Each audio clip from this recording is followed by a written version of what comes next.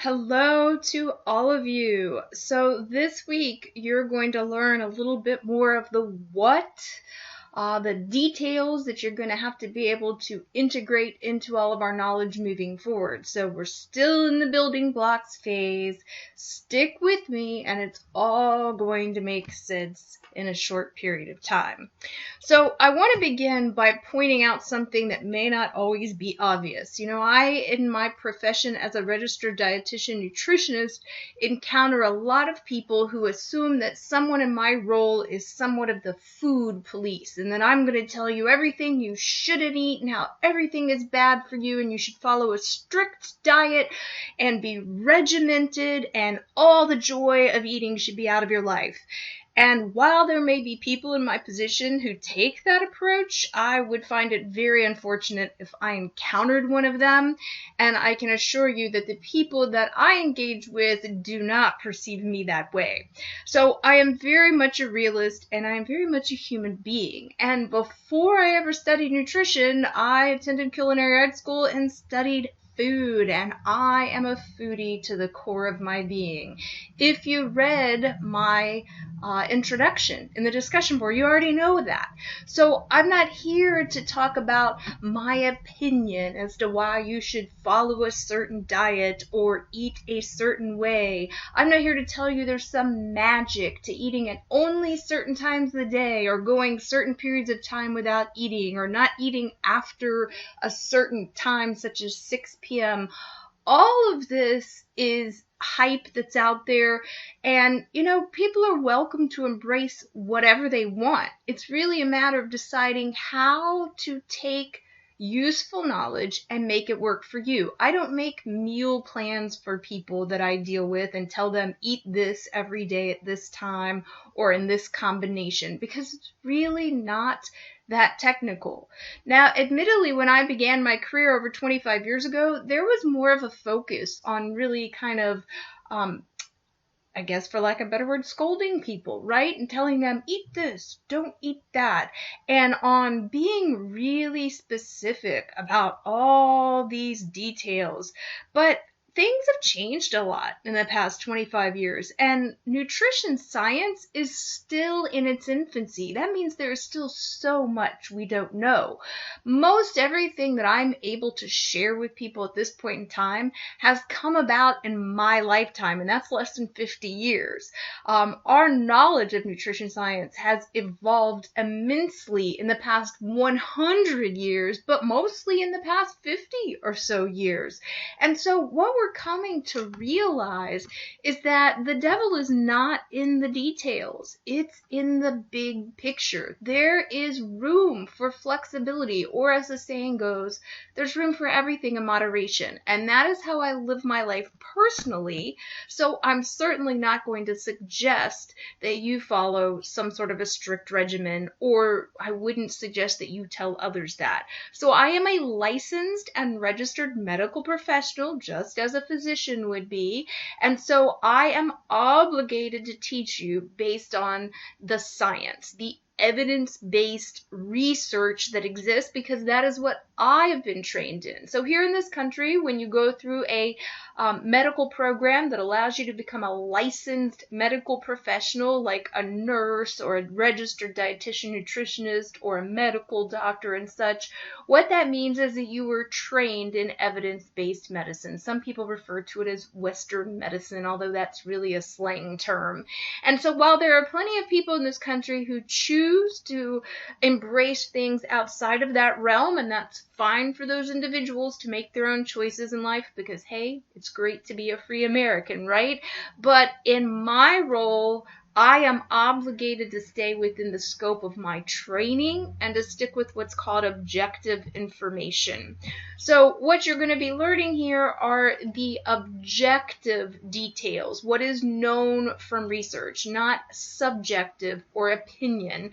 And I ask that in this course, when we're in the discussion board and you're sharing, that you not share opinions that aren't rooted in science. The idea of the discussion board is to discuss what we're learning here, not to try to introduce things that are outside this course or that may be questionable, because you see, my role is to teach you what the science shows. I'm not here to debate with individuals. I'm not here to give you personal guidance and advice. I'm just here to share with you the knowledge that is a requirement for the degree that you are pursuing, so that you are on the same page with the rest of us if you are in an environment where there's a need to apply that knowledge. So this course is very much about science. It's not about fad diets. It's not about weight loss. It's not about how to get a six-pack abs. Vanity is the least of my concerns as a healthcare professional. There are plenty of things in the world, books, programs, memberships, whatever the case may be, that are all about how to get six-pack abs or how to get quote-unquote skinny or whatever. That's not what medical professionals do. Medical professionals such as myself are here to focus on health. In other words, the inside. Now, I will share with you that inevitably, whatever you do to the inside will to some degree be reflected on the outside. So you need to think about that very carefully, because we'll come back to that at a later point. You really can't judge a book by its cover. You can't just look at a person and tell if he or she is healthy, because health is something that we assess not just by looking at blood work, but by looking at what people's bodies can do. So if someone is unable to do the things they want to do, like go up stairs or walk where they want to walk or reach and bend and grab the things they wish to in their life, then their health is impaired no matter what we see in the blood work. But even if they can do those physical things, if we look at the blood work and it's not a pretty picture, then they're unhealthy. And it doesn't matter what they weigh on a scale. It doesn't matter what size clothes they wear. All of those things cumulatively come together to paint a picture that allows us to determine where on a spectrum someone is in the terms of health. So my role as a medical professional is to assess health and to help people have an appreciation of how to manage their health. It's not about how to help people lose weight quickly or get into a certain size clothing by a certain date. And it's certainly not to encourage people to have an unhealthy body image and obsess over their size and their shape. It's really much the opposite of that. It's about having a positive perspective on caring for oneself so that we will each be able to enjoy a quality of life for our duration of our time here on Earth. So when I work with people who have any kind of an illness, much like a doctor is using procedures or pharmaceutical medications, I am using food and nutrition as my tool, and it is called medical nutrition therapy. So the purpose in a student in a culinary program taking this course is to understand why certain dietary modifications are needed for individuals with certain health problems. In other words, it's to help you understand medical nutrition therapy so that you can prepare meals for people, whether it's yourself or it's residents in a long-term care facility or a hospital, or it's guests at a wellness resort or a cruise ship, or even people going to a restaurant who are looking for things that meet their unique needs. It's to help you understand how you can still bring to them a pleasurable dining experience while meeting their specialized needs. So we're not here to focus on pseudoscience, and Lord knows there's a lot of pseudoscience in the world. We are all inundated with so many sources of kookadoodle, as I like to call it, information. And the average person doesn't know it when they see it. Even some of the most well-educated, intelligent people fall prey to pseudoscience all the time, because it's not about what you know, it's about what you don't know. And if you don't know something, well, you don't know it, right? So these are some ways right here that you can focus on identifying pseudoscience. You know, when there is a lot of technical terms and somebody can't simplify it for you, they're trying to impress you, that may be pseudoscience. When everything is about anecdotes, well, this person did this and it worked for them, or this celebrity says that it worked for them, that's anecdotal evidence, right? That's not how you ascertain whether or not something is valid and reliable. Any kind of extraordinary claims without any solid evidence. Well, this has worked for millions of people for centuries. Well, additionally, if it can't be proven false, they say X does Y. Well, can you prove that it did or didn't? Because if you can't support it with evidence one way or the other, then you don't really have a leg to stand on, right? And anytime somebody is telling you that the medical establishment is out to get you and wants your money or this or that, anti-anything or extremist anything should be a red flag, folks. That means somebody's got their own agenda to push. They're trying to sell you something, whether it's an idea so that you follow a movement, which inevitably probably has products or memberships associated with it, or whether it's simply to sell you a product in the moment. You really have to be wary of people who are extremists, because you can't believe everything they say just because they say there's information to back it up. You want to be an educated consumer and be able to evaluate things using critical thinking. So there are a lot of different aspects of that we will touch on at a later date, but it's pretty important that you understand that the science that we're covering here is really what will guarantee you that you are going in the right direction. This is a big picture. If it comes down to tweaking out the details, then medical professionals, such as a dietitian or a physician, can work with you individually to help you accomplish something if you have a unique need. But when you focus on the big picture and not a bunch of silly details, you'd be amazed at what a profound difference you can make with really very minimal changes in lifestyle. So right here you have some examples of pseudoscience. Some of the people that are the biggest thorns in my side, although there are certainly many others, are pictured here. So fear-mongering, really, that is what all of this pseudoscience and all of this hype that we encounter today is about. It's about creating fear. Think about it. You're always hearing bad news. Don't eat this. It'll do that. This isn't okay anymore. This is tainted. This is polluted. The industry is trying to feed you something bad. There's bad stuff going on everywhere because it's sensational. People like sensationalism. That's psychology for you. Sensationalism sells. Telling people, hey, the things that are basic haven't really changed and you should stick with the basics doesn't get anybody too excited. So I'm sorry that I'm going to be one of the most boring sources you encounter, but sometimes boring really is best. So I'm going to suggest that rather than trying to be all excited and worked up about everything that's so horribly wrong, you just kind of keep calm and go, hey, maybe I'm going to learn something that makes it all much easier and takes a lot of that fear away.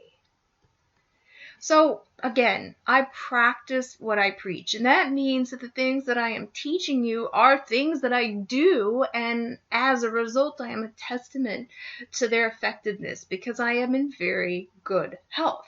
We all have things that are beyond our control at some point in time in terms of our health, but even when that's the case, we can optimize the management of our condition by applying the same things that hopefully ward off many problems as well. And what's really great about some of the basics in terms of making healthful food choices or other healthy lifestyle choices is that whatever is beneficial in one way is beneficial in a whole host of other ways. In other words, you kill a lot of birds with one stone. So I'm not here to tell you have to be perfect. I am very middle of the road. I feel like we live once. Life should have pleasure and enjoyment. And presumably the people taking this course, because it's designed for the culinary program, are all foodies. Maybe you don't like that term, but it's still the one I use. And those of us who are foodies, we love food. Now, let me clarify for you that there are people who say they love food in this world, but what they really just like is just the act of eating. And they'll eat any old junk, right? That's a whole different thing. Those of us who love food, we love food. a beautiful, brilliant, ripe tomato. We love the idea of biting into that. A savory, smooth, and creamy avocado. A crunchy red cabbage sprinkled on something. Some toasted almonds. We love something that's tender and flaky. We love something that's hearty. We like food. And that means that there's not good food and bad food, there's just food. And if you have an appreciation for food and you know a little something about how to make the most healthful choices, then you can do that most of the time, and you can still work in some of those less healthful things that contribute to enhancing the pleasurable experience of eating overall. Because when people say to me, oh, I don't think I like healthy food, I think, wow, you just don't know much about food, do you? Because anybody who thinks they don't like healthy food hasn't had a very diverse diet, because it's hard to avoid anything that has a healthful attribute unless you're just eating junk all the time, in which case you're probably not much of a foodie. So I'm going to ask that you put on your thinking hat and think like a scientist. That's what you're learning here, is the science, right? We've done research, we have evidence, and we've reasoned things out. It is the practice of evidence-based medicine that medical professionals in this country are using. And what that means is that there is a rigorous process in place for conducting scientific research and trying to rule out any kind of influences that might skew the outcomes. So we have studies that are not as good, but they're the best we can do in certain circumstances. And then we have ways of studying things that are really, really good. And the idea is that one study means nothing. We take a study, we find out what it tells us, and we share it with others, and we say, hey, you give it a whirl. And if multiple scientists are able to replicate those findings time and time again, then we go, you know what? This is probably pretty accurate, so we're going to roll with this for now. But it's science, guys, so it's ever changing. Somebody might go, oh, we forgot to consider this. Let's check into this now. And it's a game changer. So somebody whose cup is half full goes, man, that stinks. Everything's changing. But somebody who's got that half full perspective goes, that's awesome. We learn new things. We know more now than we did before. Let's use it. And so you have to understand that most of what you are getting in newspapers and magazines and the internet and books, none of this is screened by any kind of an authority. None of this is required to be supported by sound science. This is America. It's called freedom of speech and freedom of the press. Anything can be said or put in print, with rare exception, without anything needed to back it up.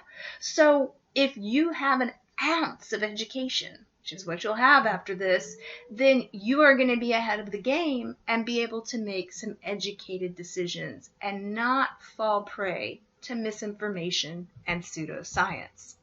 So in science, for those of you who have ever taken a basic science class in K through 12, much less in a college course, hopefully you are aware that the rigorous process has a series of steps. And in essence, someone says, hey, I think this may be related to this. So let's examine it. Let's study it. And they go, okay, first of all, let's decide what we think happens. A results in B. And then there is some sort of a study. That could be a laboratory experiment. That could be looking back at the history of all the people who've ever had a disease and what they had in common.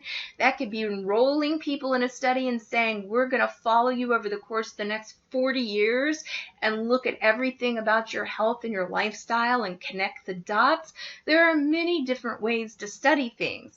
But ultimately, at the conclusion of a study, we gather up all that data so we can see if there's any evidence to support what we thought was going on. And if there isn't, then we go, okay, we were wrong. Let's study some other aspect of this. If there was evidence, that's when we say, you know what? This doesn't prove anything. It's just one study that looks like we're on the right path, But again, we're going to need a whole lot of other people to do the exact same study, the exact same way. And then we're going to have to analyze it using something called statistics to make sure that, in fact, this is reliable and accurate before we decide that we can actually use this information. So most of the things we learn don't happen in a few months or even a few years. Much research takes 10, 20, 30, 40, 50 years to be completed. So that takes us back to the basics of science and the fact that nutrients, as you've already learned, are chemicals. So we're really here studying chemistry. Like I told you before, biology is all about human life. And so biology studies human life. And our biology is all of us and how we function. So we look at our anatomy, our pieces and parts, and our physiology, how those pieces and parts work by themselves and as part of the whole coordinated system called us, right? Whatever animal we're studying, but in this case it's humans. And so we're looking at all the chemical reactions going on inside that body, which I told you before is biochemistry. So everything in your world is a chemical. Nutrients are chemicals, and the sooner you stop thinking chemicals are bad things, the easier it is for you to grasp the fact that chemistry is a science, and science is something you can measure objectively. It's not about opinion.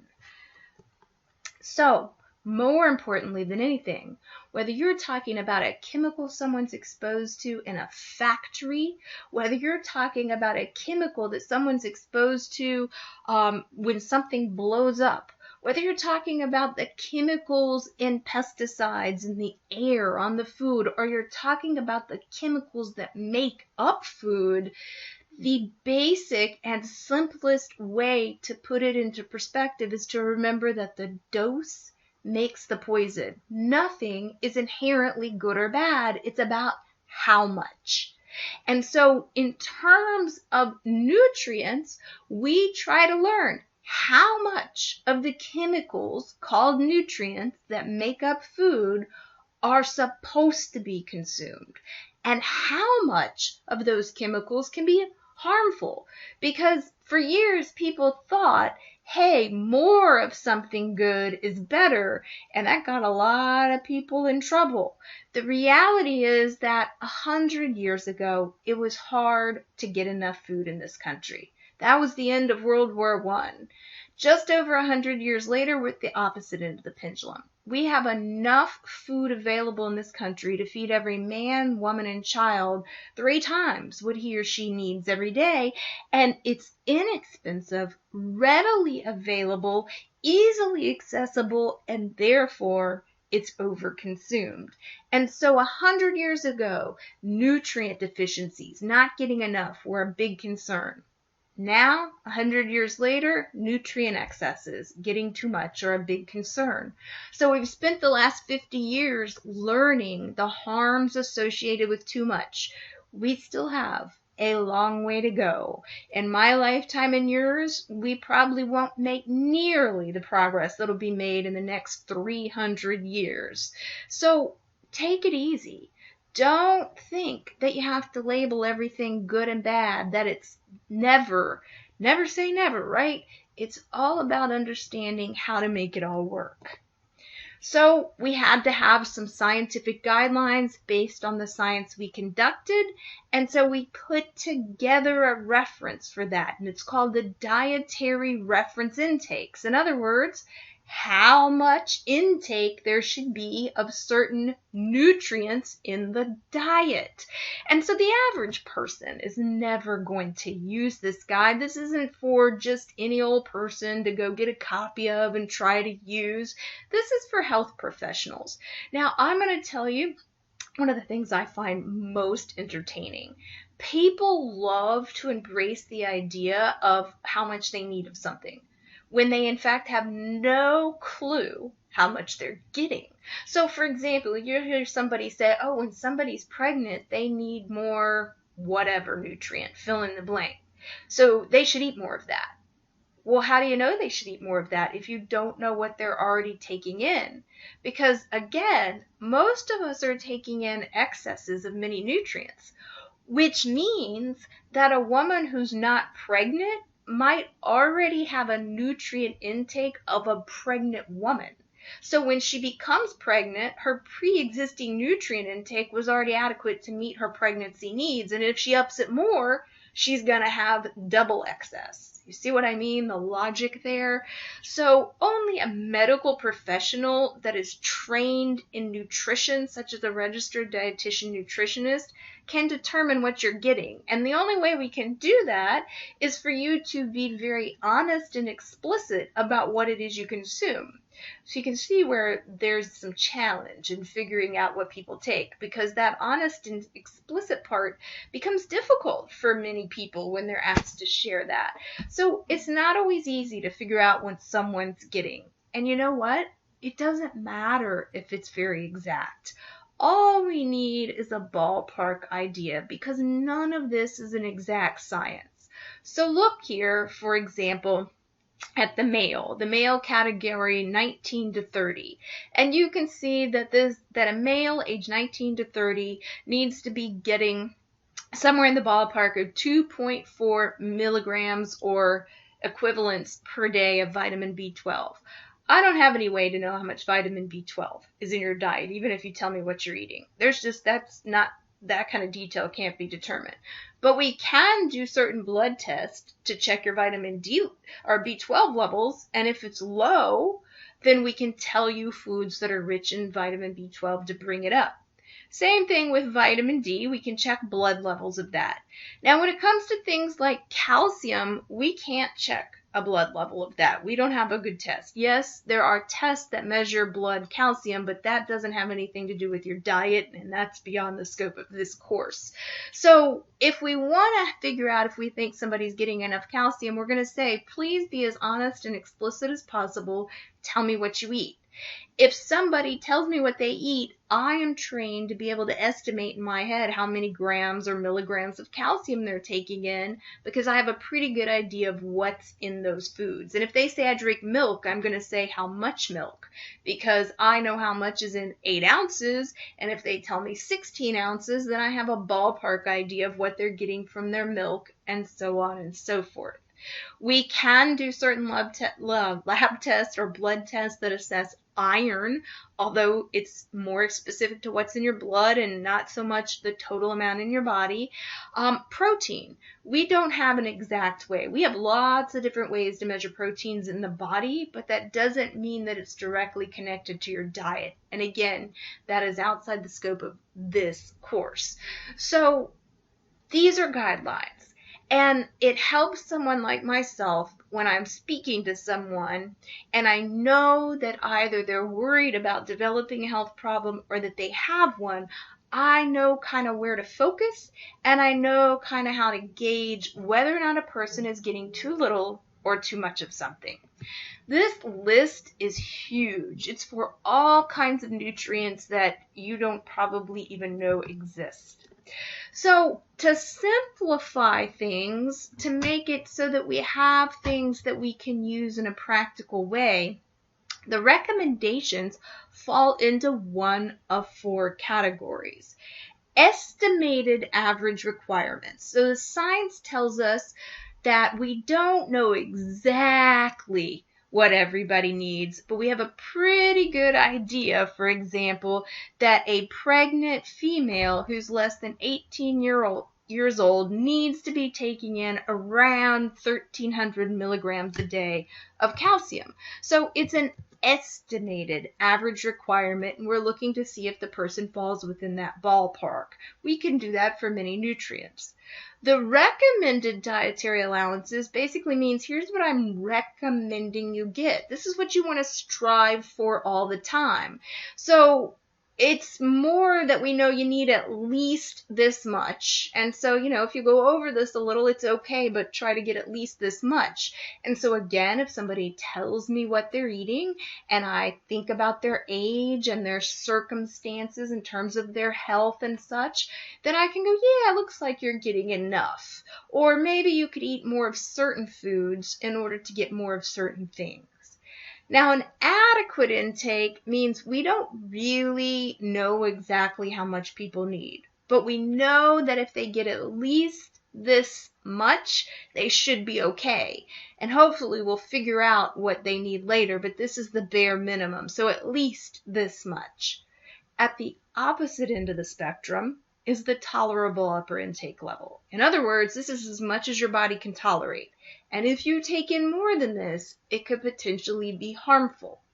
So again, to my point 100 years ago, not getting enough, not meeting the AI or the RDA or the EAR was probably a challenge. We didn't even have all these numbers figured out 100 years ago, but we realized after the fact that people probably weren't getting all of those.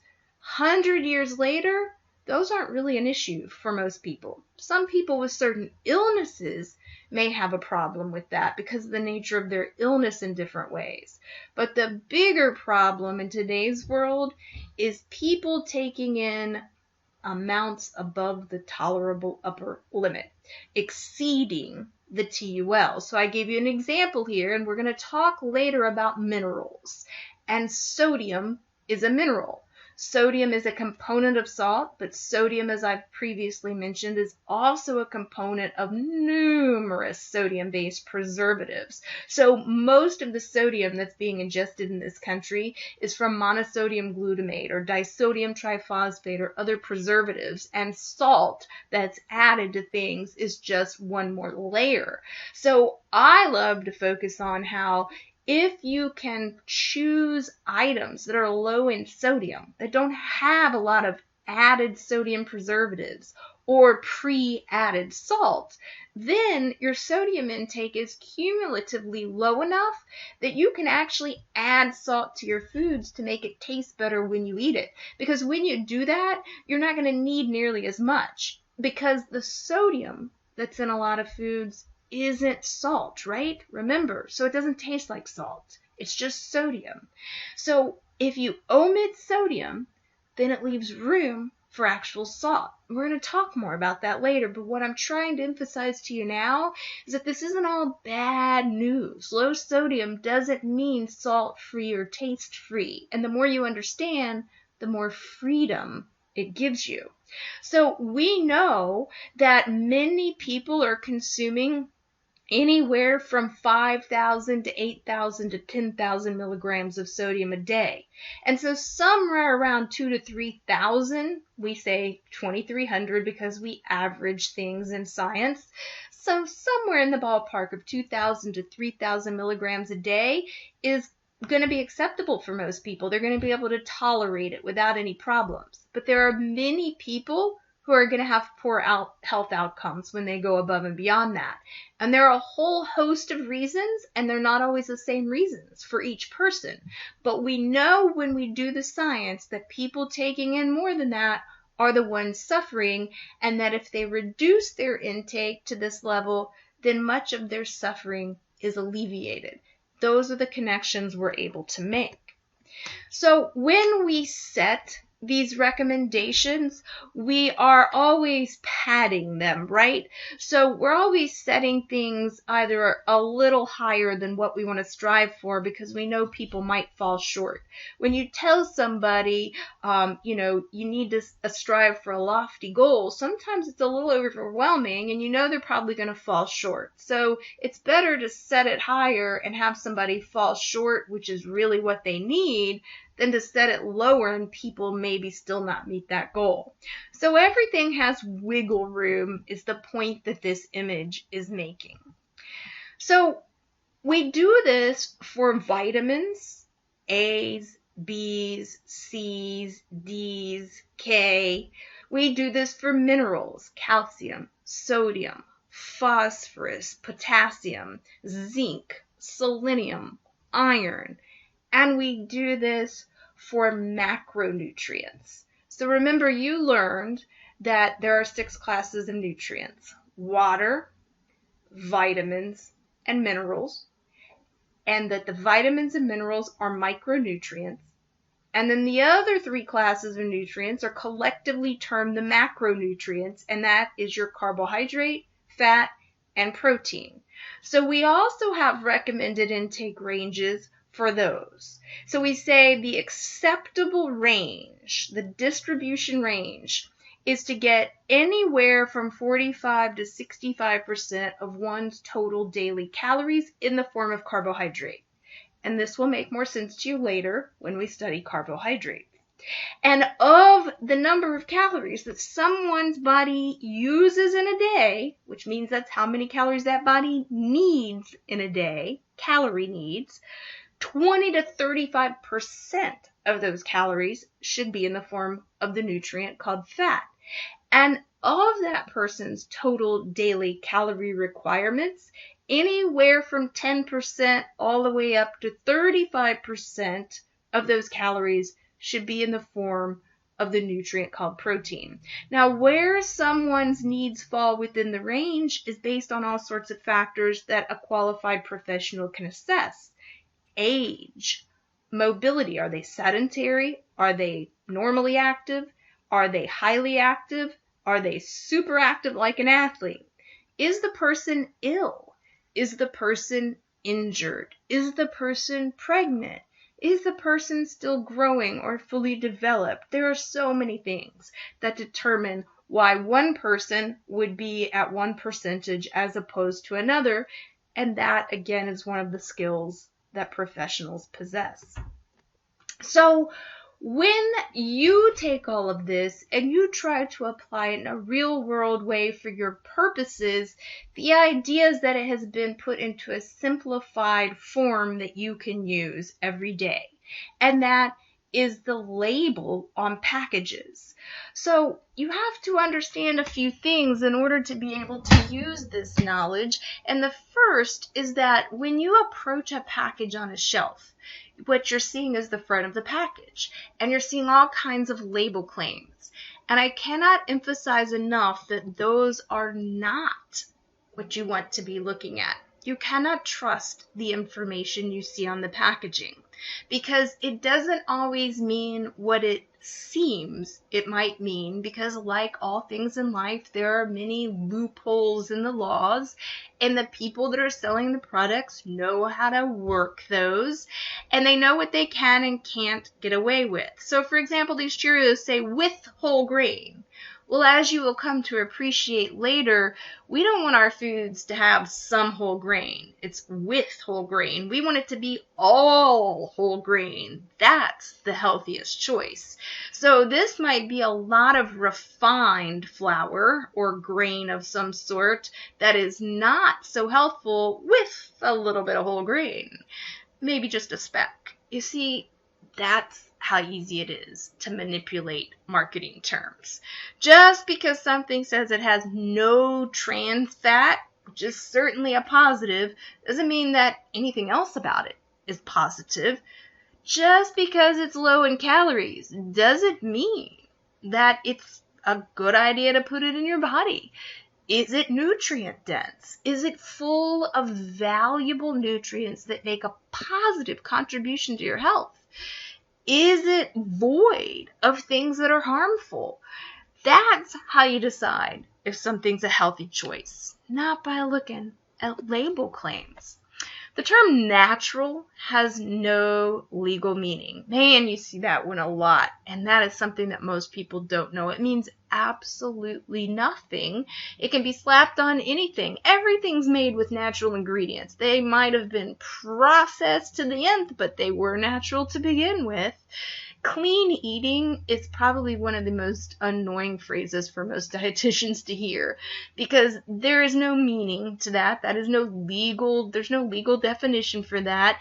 And what it usually does is it instills fear in people that everything has chemicals that's harmful. And hopefully by this point you realize that most people have no idea when they see a word that looks like a chemical name that all foods are nothing but chemicals, and that many of those words are literally naturally occurring chemicals in every single food that nature creates. The average person does not know how to differentiate between a word that means a man-made chemical in a laboratory versus an existing technical or chemical name for a substance that occurs naturally within foods. So most of this stuff is just silliness, guys. You've got to know how to actually apply the science, and that is what you're going to learn here.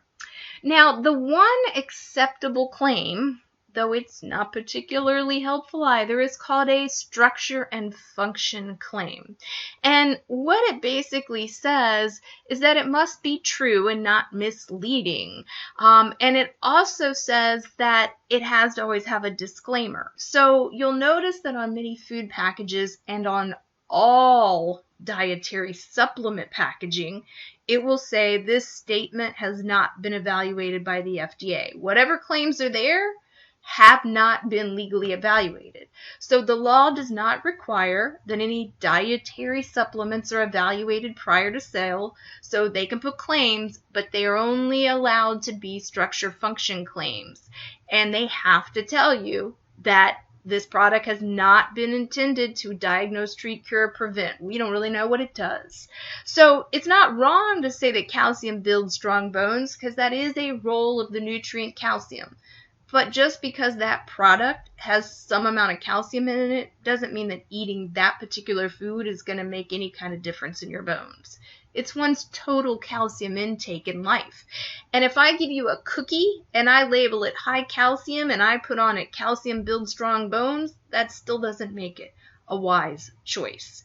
So you have to realize that these are all tools that manufacturers use to sway consumers to select certain items. They are playing on our ignorance because that's how they sell products. And again, this is America. We are free here. If the government were to put a lot of rules in place beyond what they have right now, we might not be such a free democracy. So the onus is on each of us to acquire knowledge, to become educated, and to look out for ourselves. And you're in the right place to become one of those educated people. So people are always fretting over how in the world am I supposed to know what to eat? If all this stuff is bogus and I can't trust any of it, how the heck am I supposed to know what to do? You see all kinds of claims everywhere, and hopefully common sense will tell us that there is no health cookie. But hey, I see health cookies out there on the market all the time. I could probably name 3 or 4 brands right off the top of my head. Health crackers, health cookies, health bars, when in fact it's all just candy and sweets and treats with what we call a health halo, with claims to lead you to believe that the little bit of good you might derive from it offsets all the potential harm or the absence of more good stuff. You know, I'm going to tell you quite honestly, if I'm going to eat a cookie, it ain't going to be one of these cruddy, cheap health cookies. It's going to be a real, homemade, good cookie made with all the good stuff. So, it's confusing, right? You live in a world full of confusion. People are frustrated. People want to accomplish things and get quickly deterred by the fact that their efforts don't seem to pay off.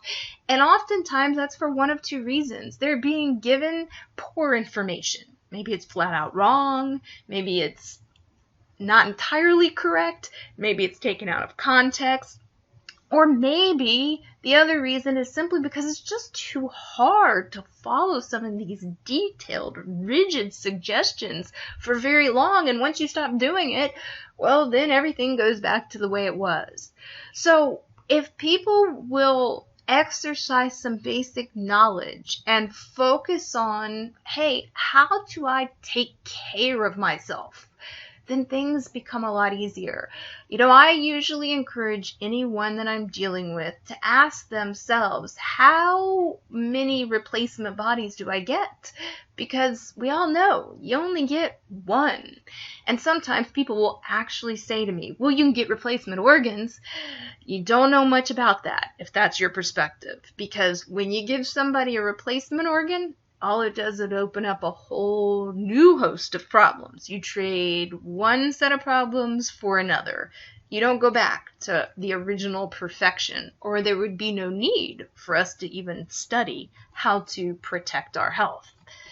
So, moving forward, you are going to learn about the packaging aspect that is useful, the nutrition facts panel. And at the top of the nutrition facts panel is the calories line. And I know that all of you have heard calories, calories, calories. Calories, as I told you before, are just a rough estimate. And it is great if you have some concept. If someone like myself calculates your calorie needs, or even use one of those free online calorie calculators, and you get an estimate, because again, that's all it is, and it tells you, for example, that you need 2,000 calories per day, and you look on a label and you see that what you're going to eat has 1,800 calories, therefore pretty much everything you need for a day, and that makes you realize I can't eat anything else the whole day, then you're able to put that in perspective and go, maybe I'm not going to eat this. But it doesn't become about the nitty-gritty, because again, the calorie measurements in foods aren't an exact science. The estimations of how many calories that your body needs aren't an exact science. And when we focus on calories, we forget all about what matters. Nutrition. Ask someone who's focused on calories why they're focused on calories. And you know what he or she will say? Weight. And they don't necessarily even mean what's on the scale. Oftentimes they mean what they look like. So we've got to shift away from vanity and appearance, and we've got to shift to looking on the inside and caring about whether or not our heart is going to hold out, whether or not we're going to be able to keep our kidneys functioning, whether or not our liver can do what it needs to do without being impaired, whether or not we're going to have a stroke, or we're going to have some sort of vascular damage in our legs that causes an amputation, because these are the things that are happening all around you every day. And you think, I don't see people like this much. Well, yeah, they're not getting out a lot once they're sick. So if you protect what you have, this one body, this irreplaceable piece of machinery, then it will take you far, and the journey will be a pretty darn good one, and you will still get to have some fun and splurge. So our focus is on how to choose foods that are most nutrient dense.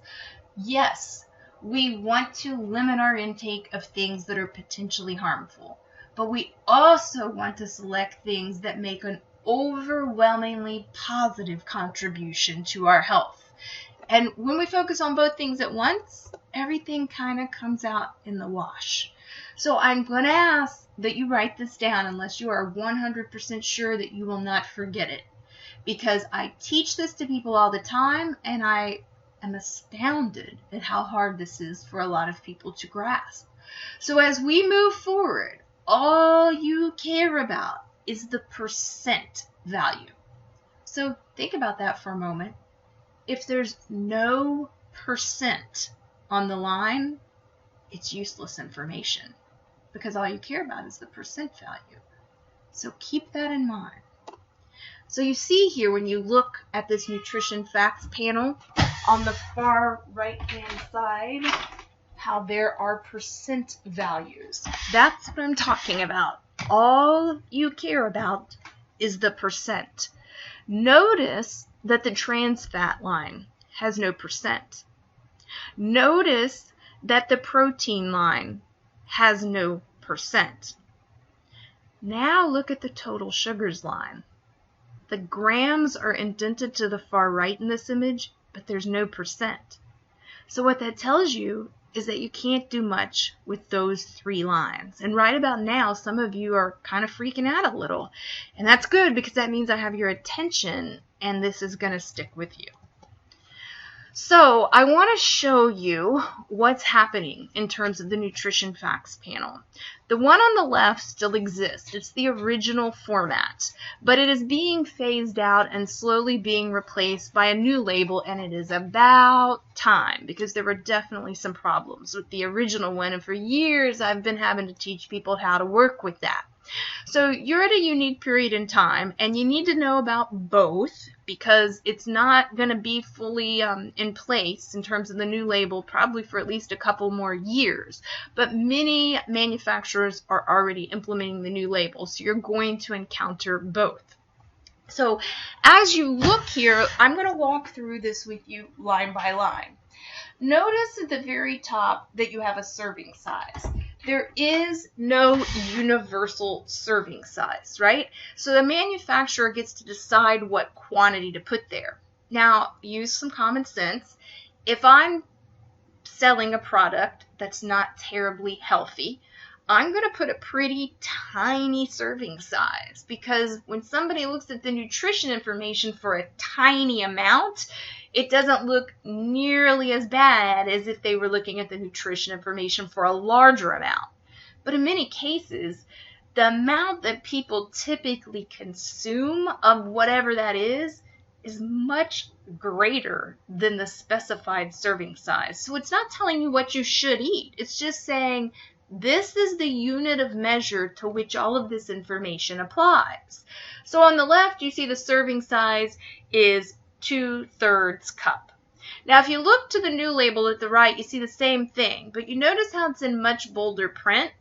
There's a couple of things going on here.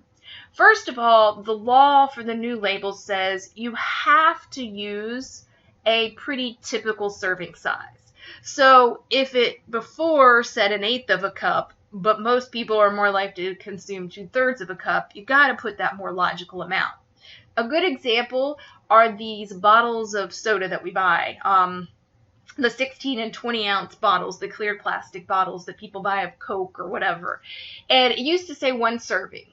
And so it would be the whole bottle, or rather, excuse me, it used to say 2 servings. It would be half of the bottle rather than the whole bottle. Now, for the serving size, it will say 1 bottle, the whole bottle, because most people consume the whole bottle. They don't drink half of it and throw the rest out, right? So that's something that's in the works. It's bigger and bolder on the new label because people were looking and thinking they knew how to use this information, and they thought, well, that's what's in this whole thing. They were not realizing that oftentimes that information just applied to a fraction of what was in the container. So going back to the Coca-Cola bottle, when it said that the serving size was half of a bottle, that meant you had to take all those percents and multiply by 2. There are many products out there where the serving size is maybe 1/10 of what's in the container. A can of soup usually says a half a can or 1/3 a can, as if that's all anyone eats, in which case you have to take all the percents and multiply by 2 or by 3. So you still have to know that, because you're still going to see a lot of these old labels, in fact, more of them than not. But now you understand.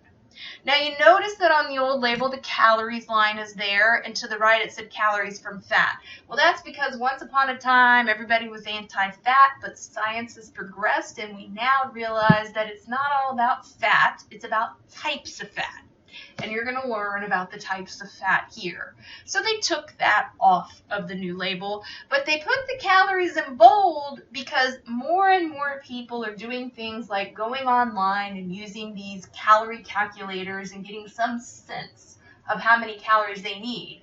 So if you're looking at a package, or you've walked into a restaurant and looked at the menu board and you go, holy cow, I can't believe how many calories are in that, you can thank the new laws for that. Because if you went online and figured out you need 1,500 calories a day, and then you realize that that fast food meal or that frozen dinner is going to provide all of what you need in one day, you might have been deterred from choosing that and instead ended up making a better choice. You also won't be shocked why you're overweight once you realize that, right? It's frightening how many calories are in a lot of foods. And one of the main reasons is because there's a lot of added sugar and fat, more than anything, in most of these highly processed packaged foods or when we dine out in restaurants. Because, hey, let's face it, sugar and fat make stuff taste good. And if you're in the business of selling food, whether it's in a restaurant or a store, you want people to think your food tastes good. You're not there to focus on health as a general rule. But unfortunately, the world we live in necessitates that in the food service industry, we began to shift towards that. We can still offer all the unhealthy things we want because there are plenty of people who are going to eat them and we're going to make money. But we need to also learn how to offer healthier choices because there are plenty of people like me who, if we're going to eat out, we want that option, right? So knowing is power. Now, on the left on the original label, you'll notice, just like the new label, that the first line is the total fat. That is a line you can ignore. Let me say that again. We don't care about the total fat because it is the total of all kinds of fat. And it isn't the total fat that is nearly as important as is the type of fat. There are certain fats that are better for our health than others, and we want to get more of them.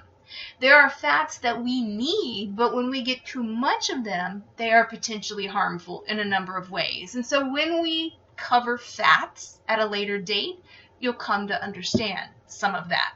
So we can ignore the total fat line, but the manufacturing label laws say you got to put the stuff on here that people are taking in too much of, because people have to know what the tolerable upper limit is. So check it out. If you look at the very bottom of the label on the left, it has like a little cheat sheet down there. So drop your eyes down there and look at the total fat. Look right below that, and you see saturated fat. And then to the right of that, it says less than 20 or 25 grams. And most labels are based on anywhere from 2,000 to 2,500 calories a day because those are just average needs. Again, it doesn't have to be exact. So the point is that people should consume less than 20 to 25 grams of saturated fat per day in the interest of their health. Now, there are different types of saturated fats, and that is not within the scope of this course. So if you've heard something like that, it's not wrong. But unless you are taught the intricacies of that, you can't just decide that saturated fat isn't bad. And that's what the media purports. Butter and bacon are bad. That's not quite accurate. That's information taken out of context. There is a place for saturated fat and from a variety of sources. But it doesn't mean limitless amounts are okay. It's not just about heart disease. It's about other problems as well. Cancers, and a whole host of other issues that many people deal with. So we want to encourage people to choose more of those fats which have more health benefits and less of those which are harmful in excess. So we're not trying to get you to seek out more of the good fats on the label. We're trying to get you to limit the bad fats because that means that what will be there are the good fats. So when you look at the percentage, the legal definition, as per the handout you hopefully already printed out, of low is 5% or less. So 5% or less means that there is a low amount. 10% is moderate. 15% is significant. And as you can see on that handout, 20% is high. So this is the percent of the total dietary reference intake of that nutrient for a day. Now, let me say something before we go further, and you may want to write this down. When you look at those DRIs and you see that there are recommended daily allowances, adequate intakes, tolerable upper limits, those amounts aren't exact to every 24-hour period. Your body doesn't know that, oops, it's 12:01 a.m., it's now Tuesday, chink, clear the slate. They average. So maybe one day somebody gets 10 times what they should take in of something. But for the next 10 days, they get only a fraction of what they need. It averages out. So one day is not a huge game changer. It's the big picture of averages that matters. So when you splurge on Thanksgiving, if that's not how you eat the rest of the time, it's not going to have a huge impact. But if you eat every day like it's Thanksgiving, then yeah, there's going to be a price to pay, right? So when we're looking at this percentage, we want to make wise choices because it's never going to be perfect. You could eat a whole lot of something that's low in saturated fat and get too much saturated fat because you ate too much of that food, right? You could eat 20 servings of it. And in some cases, that's easy to do because a serving is so tiny. So we want to just try to make the wisest decisions so that it all kind of comes out in the wash. So if I know that there is a tolerable upper limit for saturated fat, too much is harmful, then that's why it is recommended that I take in less than 20 to 25 grams. But I don't want to have to count grams all day. What if I have a piece of steak? It doesn't have a label. I don't even know what's in there. So that's why they gave you the percentage. That line means that one serving, which you know in this case is 2/3 of a cup of whatever this is, provides 5% of the tolerable upper limit, 5% of 20 to 25 grams a day. So 5% is low. So one serving is low in saturated fat. If it is low in something that you're trying to limit, then that's good news. So notice on the right that the new label doesn't have that cheat sheet at the bottom. And that was because very few people ever learned what you're being taught right now, and they didn't really know what that meant. So really doesn't need to be there because it's already been figured out for you. That's what the percent means. So as we look at the trans fat line, remember there's no percent. Well, that's because trans fat is not a good thing. We don't want people to have any trans fat. So there is no dietary reference intake because we want you to have none. So the law says if there's any in there, though, you got to tell people, because if they know they don't want any and they see that there is any, then they can make a decision to not consume that food. So here's one of those loopholes. The law also says that if there is less than half a gram per serving, then you can put on this line 0 grams. So what if this was some sort of a sweet or a treat or a snack and it had almost a half a gram per serving? They would put 0. What if I ate 6 servings? I just ate almost 3 grams of something I don't want to eat. So ultimately what you're going to find is that there's a trend. When you look at the other handout I gave you, the 2-step process, more often than not, when that works out, the rest works out as well. There's always going to be an exception, which is why you need this knowledge. But in a few moments, we're going to practice this, and it's going to start to click. So let's continue. The cholesterol line, does it have a percent? It does. And so that means there is a dietary reference intake. Well, most people have probably heard that too much cholesterol is not a good thing. Now, we're going to talk about cholesterol at a later date. I'm going to bring you up to speed on some of the current information on cholesterol. But suffice it to say for now that there are people for whom too much cholesterol from their food is a problem. And that is why this line is here. And not everyone is going to know if they are that person. So like most things in life, better to be safe than sorry. And so making lower cholesterol choices is in our best interest. So is this a low cholesterol choice? It has 0% cholesterol, therefore it is low in cholesterol. Now let's look at the sodium line. I've already used this as an example. So you're already aware that too much sodium can be harmful to many people's health. Again, you're not always going to know if you're that person, until a problem occurs. So right now, the best advice that we can give you in the medical profession is err on the side of caution. Better safe than sorry. If you already have health problems that are associated with excess sodium, and high blood pressure is one of the most common problems associated with this, then by all means, too much sodium is a problem for you. And we will talk later about why that is. So, does this have too much sodium? Well, if 5% makes it low in sodium and 10% makes it moderate, then 7% somewhere in the low to moderate range. How much am I going to eat of this? Am I just going to have maybe about 2/3 of a cup? Because if so, that's not too shabby. But am I going to have 3 times that amount? Because then it becomes 7 times 3 is 21%. And 20% or more is a lot in one item out of the day. So when I look at the total carbohydrate line, there is a percent there. But let me tell you who this line is for, and you probably want to write this down for later.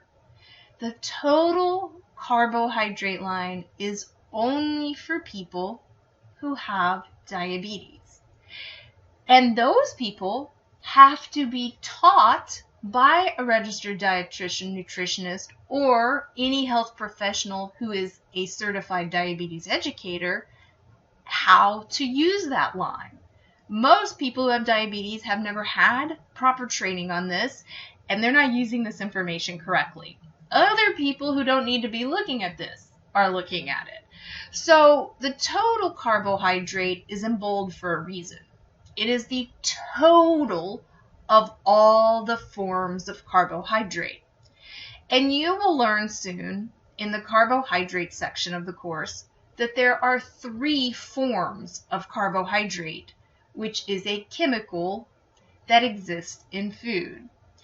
2 of those 3 forms are right here on this label, fiber and sugar. The 3rd form that is not listed here is called starch. And when we cover carbohydrates, we will go over this in more detail. So why do they have the fiber and the sugars? Well, fiber is a form of carbohydrate that most Americans get too little of. We need more fiber. Later, you will learn why.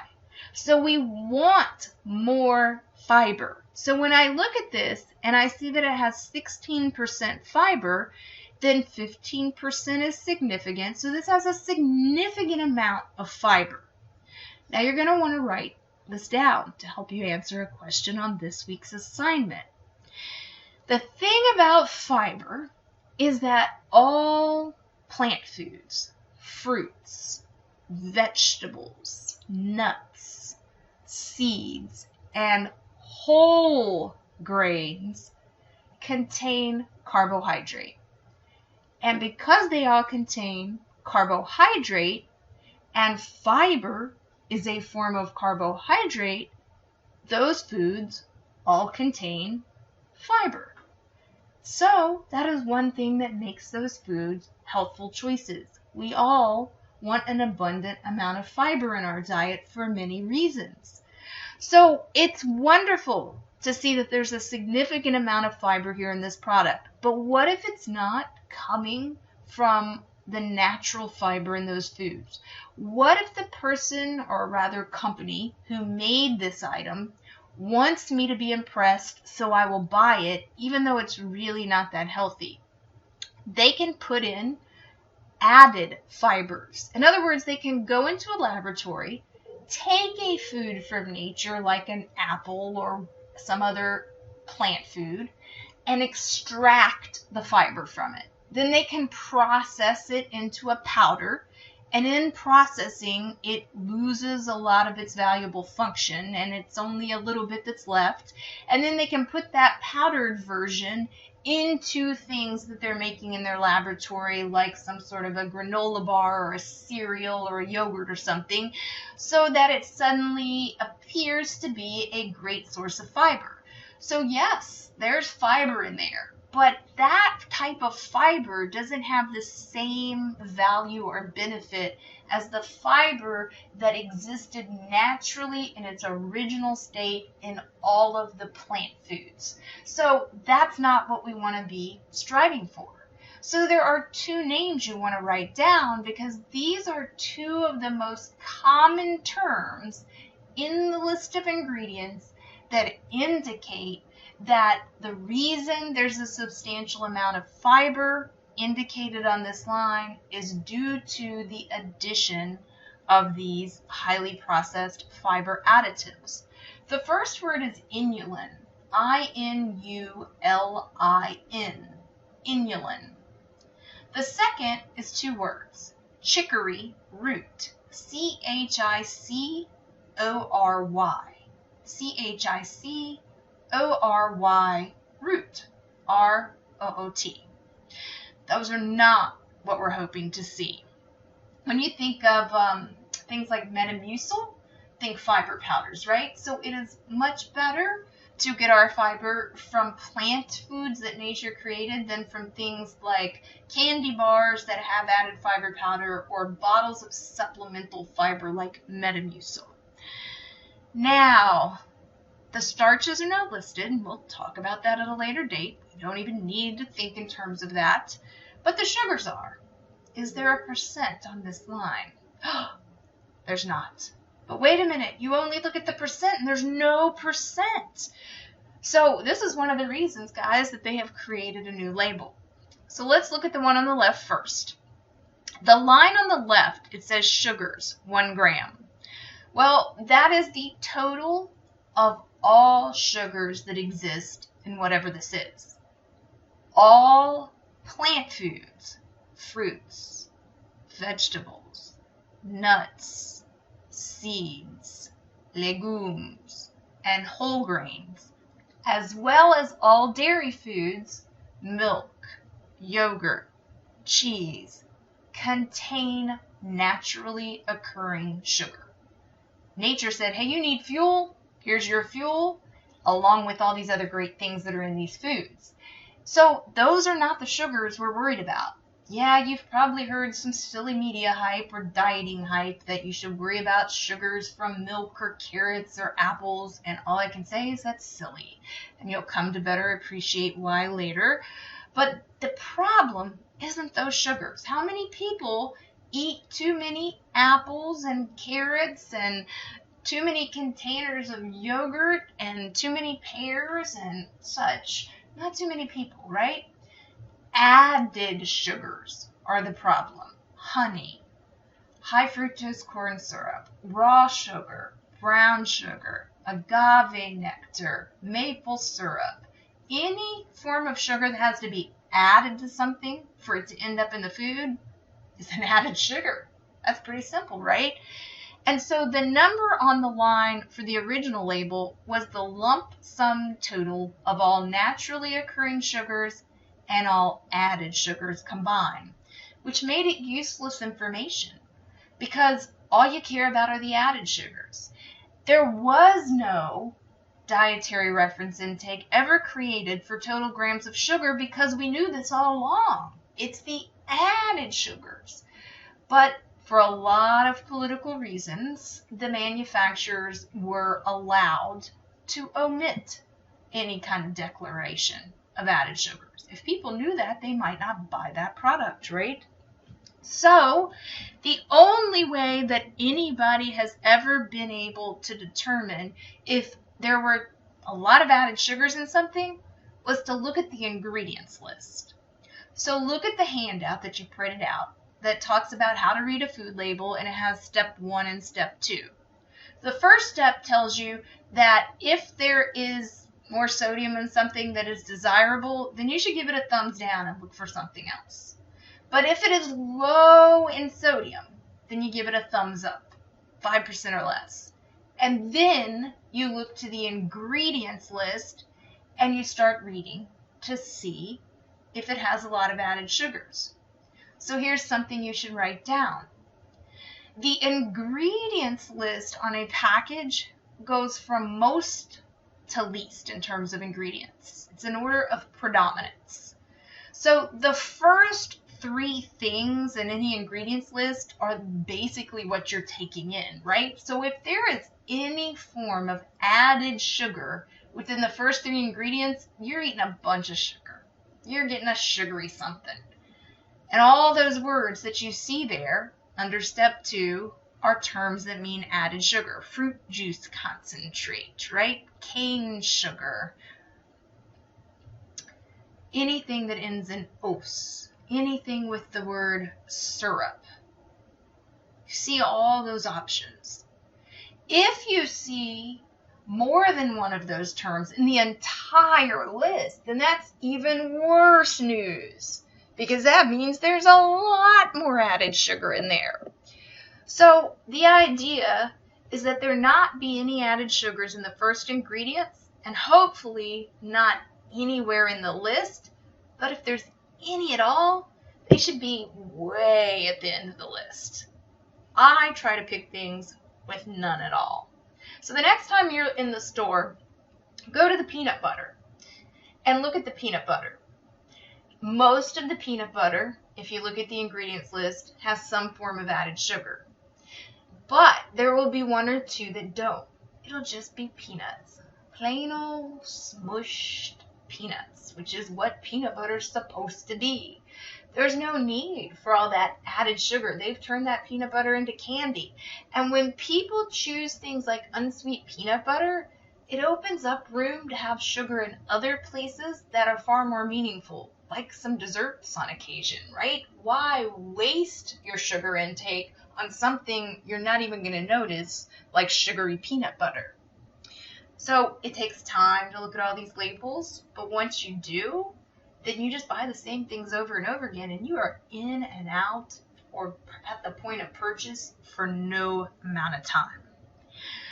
So the great news is that the new label requires that manufacturers actually have a line for added sugars, and they tell you the percent. So there is a tolerable upper limit for added sugars. It's 50 grams a day. So if we look at the right, it's telling you that 1 serving contains 20% of the tolerable upper limit of added sugars. In other words, 20% of 50 grams.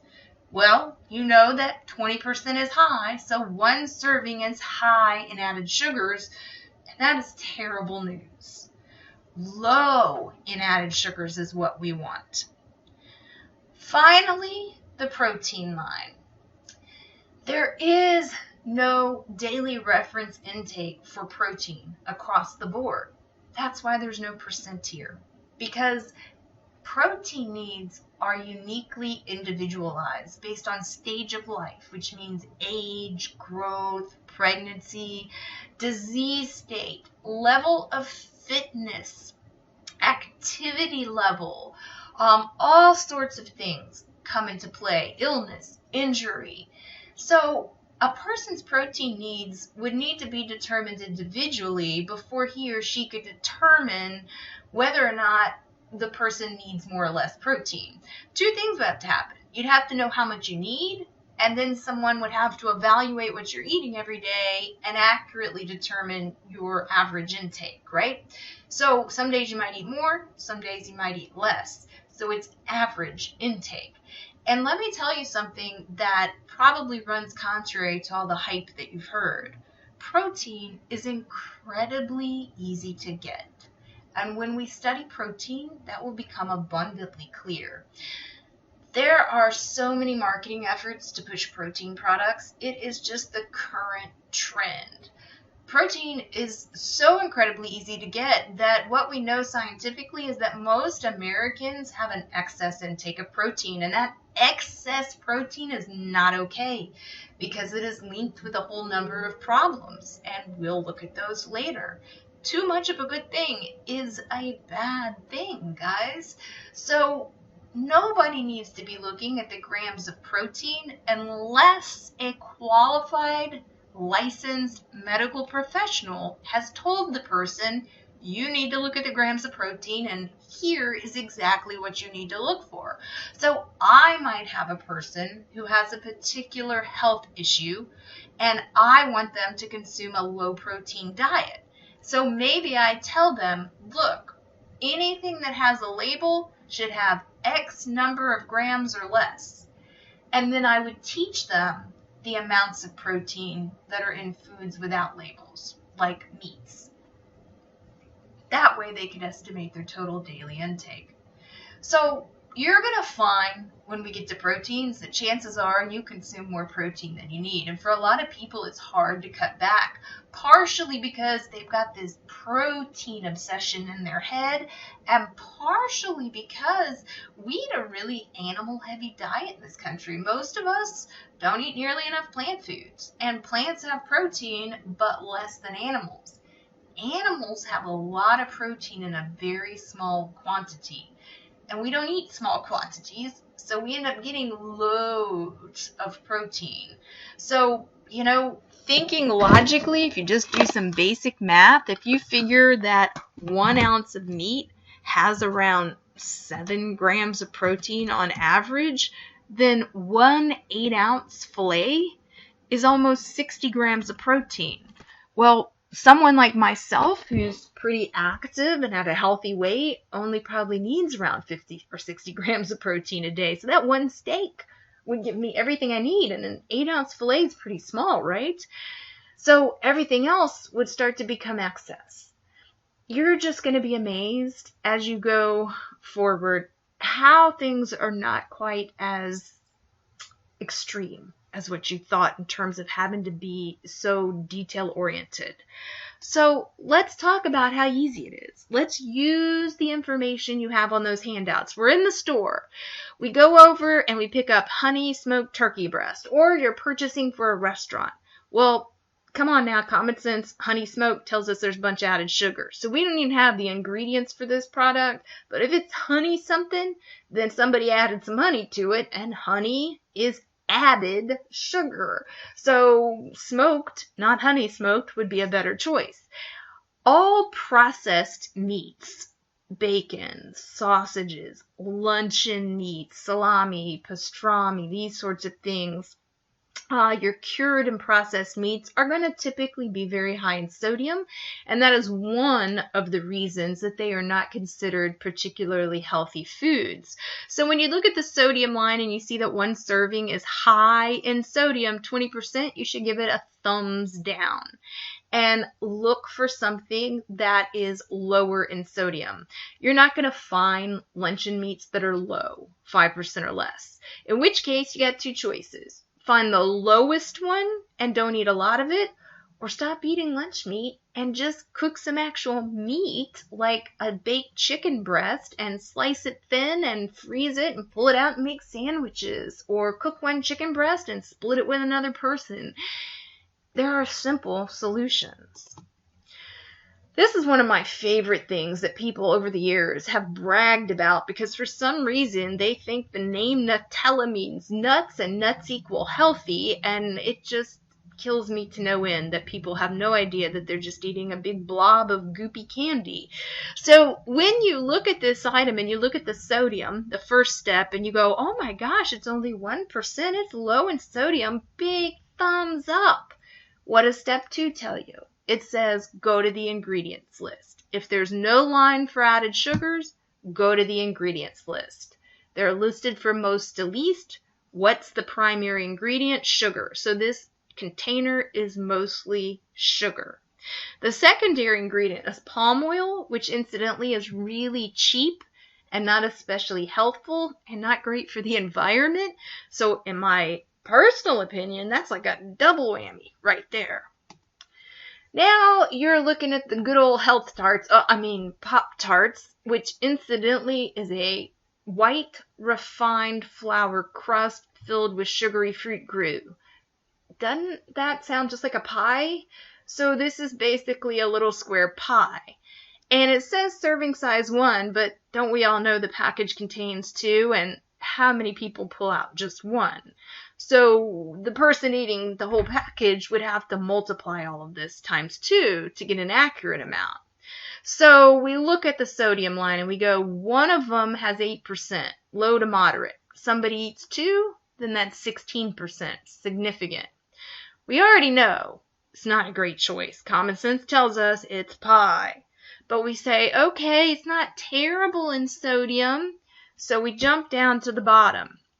The very first ingredient is enriched flour. Now you can write this down now.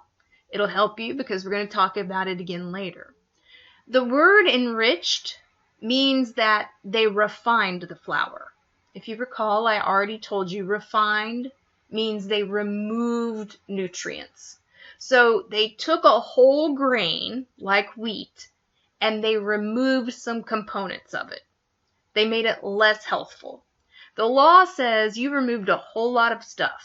You got to put some of it back. So you got to add some supplements in to make up for that.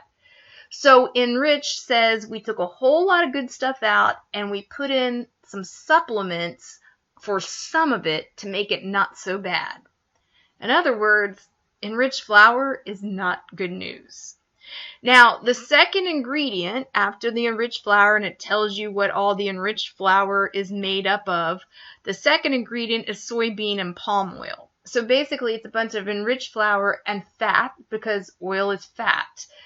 I already told you palm oil is not a great choice anyway. And then the next ingredient would be sugar.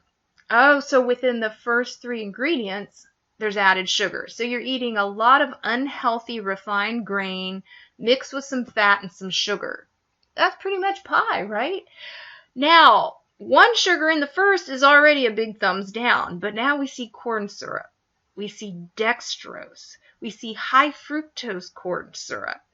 That's without going any further. So I've got 4 or 5 added sugars in this one product. I can make pie from scratch, and it wouldn't be nearly as unhealthy as the pie in this box. And some people call this breakfast. You know, if you ask most parents, will you feed your kids pie for breakfast, they say no, but then they turn around and give them a Pop-Tart. Food for thought. Fiber 1 bar. Let's check out that sodium. Oh, it's low in sodium, right? Hey, did you notice how high it is in fiber? 35%. Well, if we want a lot of fiber and 20% is high, then this is phenomenal. This has got to be the healthiest candy bar on the planet. Chocolate chips and health?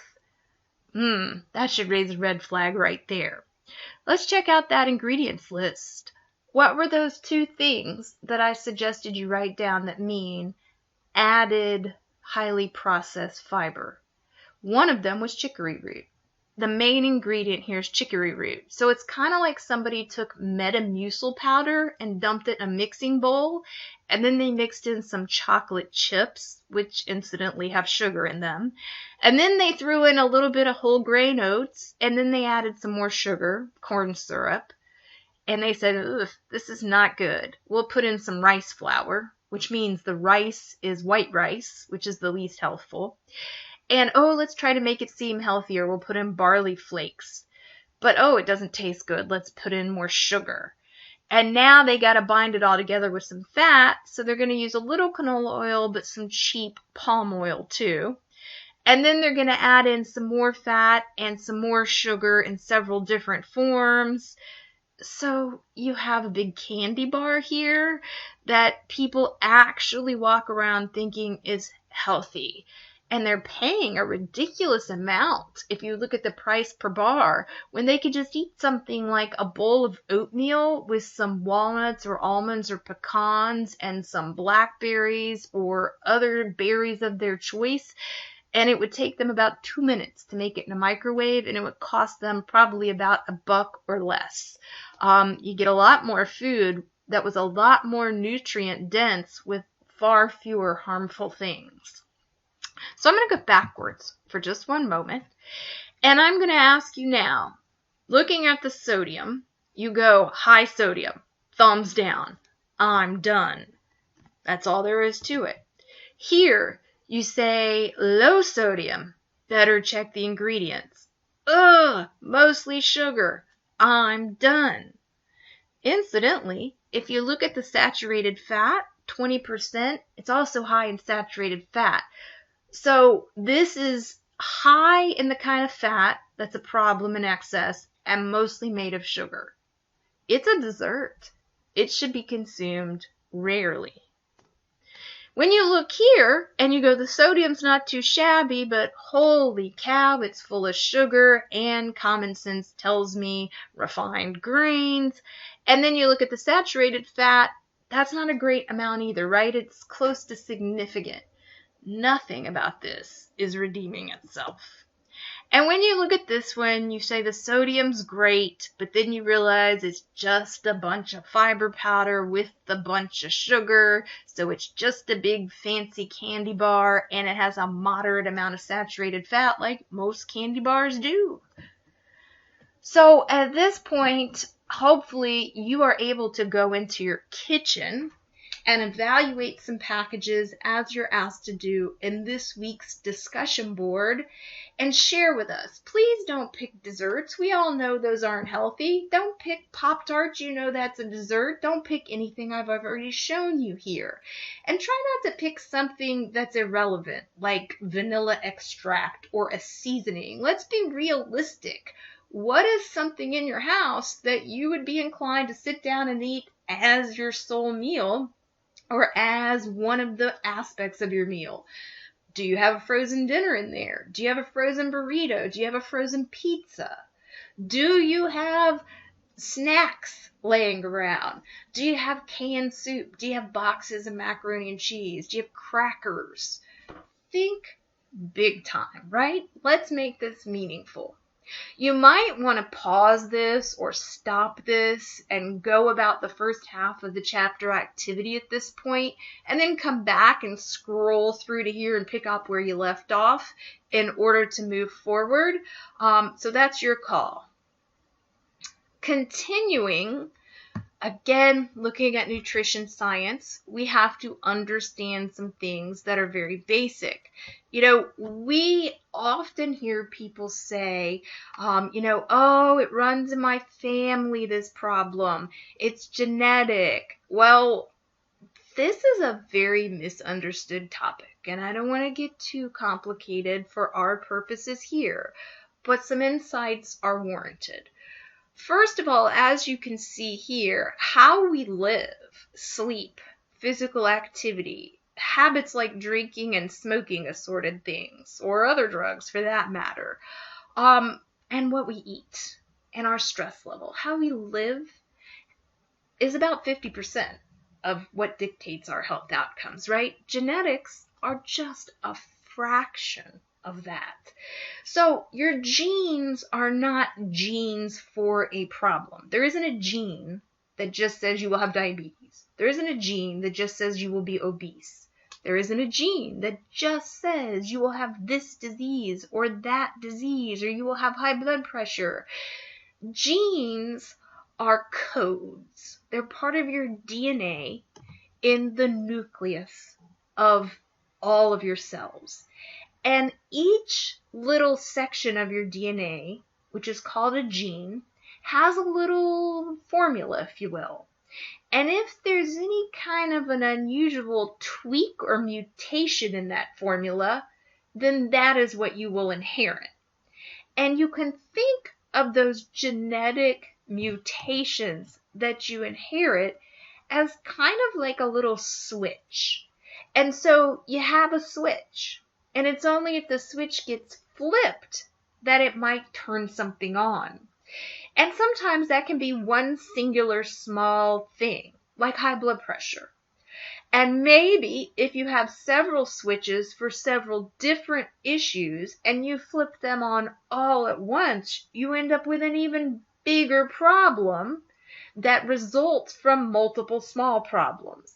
So knowing what we now know about the human genome and genes, we have enough knowledge to know that certain nutrients, like sodium, for example, when we take in more than is tolerable by some people's standards, are going to flip switches on certain genes. So You may have heard of genetic tests that you can order where you send in a saliva sample or a feces sample. And while it's fascinating if you want to study your ancestry and such, most of the health results for these tests are not considered valid and reliable at this point in time. Maybe in another 30, 40, 50 years, because we are moving at a rapid pace. But those are not reliable right now in terms of your health.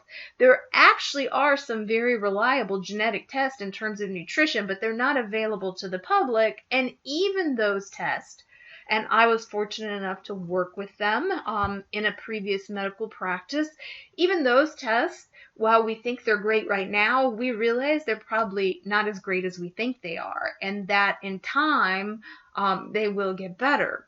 So we don't have a way right now to look at you and examine your genes and tell you what sort of little genetic mutations you have and what sorts of things in your environment are going to trigger them.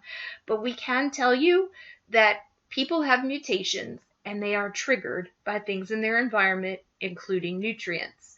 So again, it's better to err on the side of caution. And the dietary reference intakes are accounting for these things. So if we all just try to kind of follow the same general guidelines for what is more or less healthful, the chances of having good outcomes are vastly improved. So maybe in 100 years, when people are born, because that's what we're striving for, we'll be able to read their genes and say, you have certain switches on your genes. And what this means is that if you are exposed to a lot of sodium, then you're going to flip this switch and develop high blood pressure. And if you have high blood pressure, then that's going to damage your blood vessels and cause heart disease. And that way you can go through life eating low in sodium from day one. We might also be able to go, you have a gene that if it's exposed to a lot of folate, which is found in all leafy green vegetables, kale, Swiss chard, spinach, and so on, then it will turn on a switch that protects you from cancer. And you will therefore be able to go through life always partaking of lots of green leafy vegetables to protect yourself. But we're not there yet. But we know that this is where we're going, and there's power in that. We know that for some people, too much of certain things is going to be a problem. And so if everyone just understands this and tries to use this knowledge to the best of their ability, then hopefully we can reduce the incidence of these largely preventable diseases in society, like certain cancers and diseases of the heart and the blood vessels, and all of these kidney and liver problems that we're seeing, amongst other things. And if you use this same knowledge in the instance of an existing problem, then maybe the condition won't get worse, and maybe the person's quality of life will remain better for a longer period of time. Can I give you a moment?